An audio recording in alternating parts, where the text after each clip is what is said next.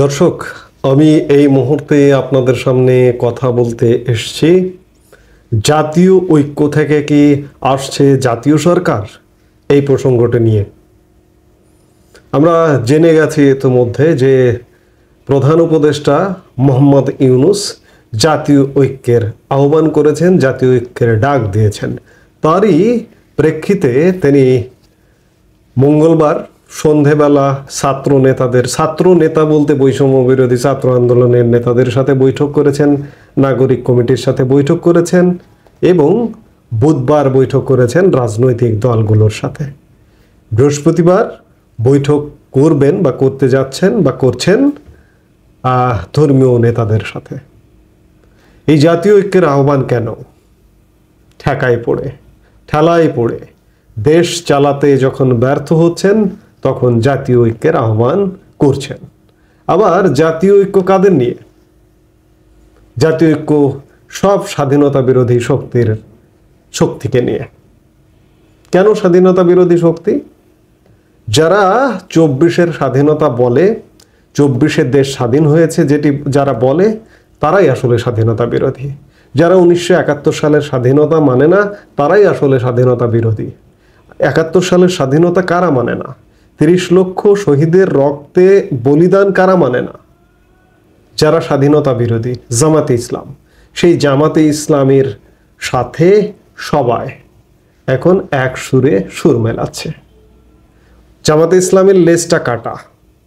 ওই যে কথা আছে, এক শেয়ালের লেজ কাটা, সব শেয়ালের লেজ কাটতে হবে। জামাতে ইসলামের লেজ কাটা। জামাতে ইসলাম সুকৌশলে সব শিয়ালের লেজ কাটবার একটা প্রক্রিয়ায় এসে গেছে। বাংলাদেশের সব রাজনৈতিক দলকে স্বাধীনতা বিরোধী হিসেবে উপস্থাপন করতে চাইছে। 24-এর স্বাধীনতার মাস্টার প্ল্যান বা মাস্টার মাইন্ড যদি কোনো রাজনৈতিক দলকে বলি, সেটি হচ্ছে জামাতে ইসলামী বাংলাদেশ।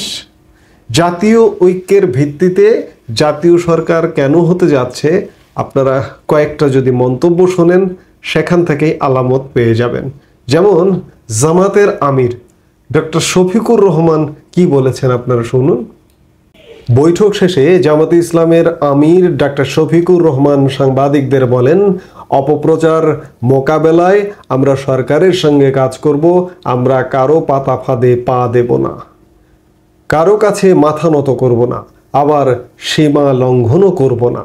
2-1 দিনের মধ্যে সুখবর পাবেন আশা করি। সুখবরটি কি? সুখবরটি কি জাতীয় সরকারের? আবার দেখুন, গণ অধিকার পরিষদের সভাপতি নুরুল হক নুরু সাংবাদিকদের বলেন, আমরা মনে করি সামনে আরও নতুন নতুন চ্যালেঞ্জ আসবে। এগুলো মোকাবেলায় আমাদের প্রস্তাব ছিল রাজনৈতিক দলগুলোর অংশীজনদের নিয়ে আগামী 2 বছরের জন্য জাতীয় সরকার গঠন এবং দেশের স্থিতিশীল পরিস্থিতি সৃষ্টি করার জন্য আগামী 6 মাসের জন্য সব ধরনের সভা সমাবেশ নিষিদ্ধ করা। একই সঙ্গে ঐক্যবদ্ধতার প্রতিফলন হিসেবে জাতীয় পতাকা অথবা শান্তির পতাকা নিয়ে কর্মসূচি পালন করা। জামাতে ইসলামী বাংলাদেশ আগামী যদি 10 বছরেও নির্বাচন না হয়, তাতে সমর্থন দেবে জামাত। কিংবা এই যে নুরুল হক নুরু, 10 বছর যদি নির্বাচন না হয়, তাতে সমর্থন দেবে নুরুল হক নুরু। কারণ তাদেরকে যদি জাতীয় সরকারে অন্তর্ভুক্ত করেন, তাদেরকে যদি মন্ত্রী পরিষদে অন্তর্ভুক্ত করেন, তাহলে তারা দিনের পর দিন এই সরকার চলে যাবে, তাতে কোনো আপত্তি করবে না। কিন্তু বড় দল, প্রধান আওয়ামী লীগের বাইরে আরেকটি প্রধান রাজনৈতিক দল, তার কিন্তু আপত্তি আছে জাতীয় সরকারে। যেমন এই প্রধান রাজনৈতিক দল বিএনপির স্থায়ী কমিটির সদস্য ইকবাল হাসান মাহমুদ টুকু বলেছেন, জাতীয় সরকারের চেয়ে এখন জাতীয় নির্বাচন বেশি গুরুত্বপূর্ণ। নির্বাচনের পর বিএনপি জাতীয় ঐক্যের সরকার গঠনের পক্ষে। বিএনপি চায় নির্বাচন, এবং বিএনপি যেটি বলছে যে তারা নির্বাচনের পরে জাতীয় সরকার সব দলের অংশগ্রহণে সরকার গঠন করবে। তারা কিন্তু চাইছে না যে এখনই জাতীয় সরকার। আবার চাইছে না কারণ তাদের কথাবার্তার কোনো ঠিক নেই। আজকে একটি কথা বলছে, আগামীকালকে তারা ভুল পাল্টে ফেলতে পারে। আমরা ইতিমধ্যে বেশ কিছুদিন যাবৎ দেখছি তো, এই যে বঙ্গভবনে বঙ্গবন্ধুর ছবি নামানো নিয়ে বিএনপির সিনিয়র যুগ্ম মহাসচিব রুহুল কবির রিজভী প্রথমে বললেন যে এটি ঠিক হয়নি, আবার পরক্ষণে তিনি ভুল পাল্টালেন। এরকম ভুল পাল্টানো বক্তব্য আছে বিএনপির এই যে ফাঁকা ফিল্ডে আওয়ামী লীগ যে নেই, আমি বারবারই বলি বিএনপির অত্যন্ত গণমুখী রাজনীতি করে মানুষের মন জয় করবার ব্যাপক সুযোগ ছিল, কিন্তু এই দলটাকে, এত বড় একটি দল, এত শক্তি সামন্ত, এত ভোটার সারা বাংলাদেশে, এই দলটিকে কখনো কখনো আমার মেরুদণ্ডহীন মনে হচ্ছে। নীতি নির্ধারণ সিদ্ধান্তের ক্ষেত্রে মেরুদণ্ডহীনতার পরিচয় পাচ্ছি আমরা মাঝে মাঝে। তাদের মতো একটি বড় রাজনৈতিক দল, প্রধান রাজনৈতিক দল জামাতের ফাঁদে পা দেবে কেন? জামাতের 4% বা 5% ভোট জামাত যদি মনে করে যে এই ভোটটা বেড়ে গেছে, তাহলে সেটি জামাতের ভুল। কারণ আমি বারবারই বলি, অনেক কথা আমার বক্তব্যে রিপিট আসে যে বাংলাদেশের মানুষ ধার্মিক, বাংলাদেশের মানুষ ধর্মপ্রাণ, কিন্তু বাংলাদেশের মানুষ কিন্তু জামাতি নয়। জামাতিদের একটা শ্রেণী আছে, একটা নির্দিষ্ট লিমিট আছে, এই মানুষগুলো জামাত করে। কিন্তু সব শ্রেণী পেশার ধার্মিক ধর্মভীরু মুসলমান জামাত করে না। কিন্তু কাজেই জামাত একটি ছোট্ট পরিসরে কাজ করে, ছোট্ট ভোটার নিয়ে কাজ করে। তো যার কারণে জামাতের ভোট নেই বিধায় জামাত এই যে পাতানো সরকার, এই সরকারের অংশ হতে চায়, কিংবা নুরুল হক নুরু এই সরকারের অংশ হতে চাইবে, কিংবা এই যে আমি একজনের বাইরে, আমি তো শিক্ষিত সচেতন একজন মানুষ, জোনায়েদ সাকির যে দল, জোনায়েদ সাকির বাইরে কি কাউকে চিনি? আমি চিনি না। তাহলে সাধারণ একজন মানুষ কিভাবে চিনবে? কিংবা মাহমুদুর রহমান মান্না, তার বাইরে তার যে দল নাগরিক ঐক্য, সেখানে কি আমি মাহমুদুর রহমান মান্নার বাইরে কারো নাম বলতে পারবো? আমি এই মুহূর্তে যদি আপনি আমাকে জিজ্ঞেস করেন, আমি বলতে পারবো না।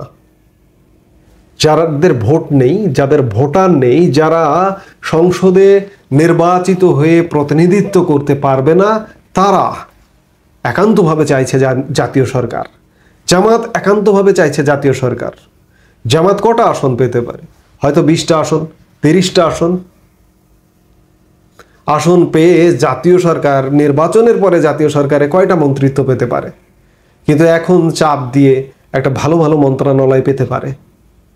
যার কারণে জামাত চাইছে জাতীয় সরকার, নুরুল হক নুরু চাইছে জাতীয় সরকার, গণসংহতির জোনায়েদ সাকি চাইবে জাতীয় সরকার। কখনো এমপি হতে পারবো না, যদি মন্ত্রী হয়ে যায়, এটি তো চারটিখানি কথা না। কিংবা মাহমুদুর রহমান মান্নার নাগরিক ঐক্য, তারা চাইবে জাতীয় সরকার। এখন প্রশ্ন হচ্ছে যে এই যে জাতীয় ঐক্যের ডাক দেওয়া হচ্ছে, এখান থেকে যদি জাতীয় সরকার, জামাতের আমিরের কথায় যদি হয় যে 2-1 দিনের মধ্যে সুখবর আসছে, এই জাতীয় সরকার হয়ে কি বাংলাদেশে শান্তি আসবে? বাংলাদেশের স্বাভাবিক পরিস্থিতি কি আসবে? কিংবা মোহাম্মদ ইউনূস যদি মনে করে যে আমরা তো ট্যাকেল করতে পারছি না, রাজনৈতিক দলগুলোকে আমাদের সরকারে নেই, যাতে রাজনৈতিক দলগুলো আমাদেরকে সমালোচনা করতে না পারে, অন্ততপক্ষে রাজনৈতিক দলগুলোর সমালোচনার মুখ থেকে, হাত থেকে বাঁচবার একটি কৌশল। কিংবা রাজনৈতিক দলগুলো সরকারে ঢুকে তারাও তো আর সমালোচনা করবে না। তাহলে সেটি কি হবে? শ্রেষ্ঠতম একনায়ক সরকার। এবং বিভিন্ন সূত্র থেকে জানা যাচ্ছে যে জাতীয় সরকারটি গঠিত হবে, তার প্রধান হিসেবে মোহাম্মদ ইউনূসই থাকবেন, এবং উপদেষ্টা পরিষদে অনেকে বাদ যাবেন। বাদ গিয়ে রাজনৈতিক দল থেকে, বিভিন্ন রাজনৈতিক দল থেকে প্রতিনিধি নিয়ে জাতীয় সরকারটি গঠন করা হবে। কিন্তু এ কথা পরিষ্কার করে বলতে পারি, আমার যদি দূরদৃষ্টি থাকে, আজকে আমি বলছি, মিলিয়ে নেবেন যে জাতীয় সরকার হোক না কেন, নির্বাচন ছাড়া এই পরিস্থিতি থেকে উত্তরণ হবে না, উত্তরণ অসম্ভব। প্রতিনিয়ত নতুন নতুন সমস্যার উদ্ভব হবে। কাজেই জাতীয় ঐক্য থেকে, এবং জাতীয় ঐক্য স্বাধীনতা বিরোধী শক্তির সাথে, বাংলাদেশের প্রায় 50% জনগণ এই ঐক্যের সাথে নেই, এই সরকারের সাথে নেই, এই সরকারের সমর্থনে নেই। তাহলে কিসের জাতীয় ঐক্য, কিসের জাতীয় সরকার? ধোপে টিকবে না। যে পরিকল্পনাই করুন না কেন, আপনাদের গোড়ায় গলদ। শুরুতেই বাংলাদেশের মানুষের ঐক্য ধ্বংস করে ফেলেছেন।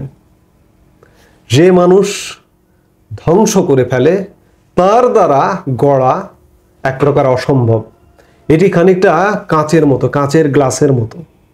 কাঁচের গ্লাস একবার ভাঙলে আপনি কিন্তু জোড়া দিতে পারবেন না, ওটা রিসাইকেলিং মেশিনে দিয়ে জোড়া লাগাতে হবে, যেটি আপনার হাতে নেই। কাজেই জাতীয় ঐক্য বলুন, জাতীয় সরকার বলুন, কোনো কিছুই ধোপে টিকবে না। তবে আমরা মনে করছি যে মোহাম্মদ ইউনূস শীঘ্রই জাতীয় সরকার গঠন করতে যাচ্ছেন, আগামী 3 থেকে 7 দিনের মধ্যে, সেটাই মনে হচ্ছে। এই মুহূর্তে এ পর্যন্তই। সবাই ভালো থাকুন, সুস্থ থাকুন। আমাদের ভিডিওগুলো নিয়মিত পেতে সাবস্ক্রাইব করুন Sajjad Kadir and the legends YouTube channel এবং লাইক, কমেন্ট, শেয়ার করে সাথে থাকুন।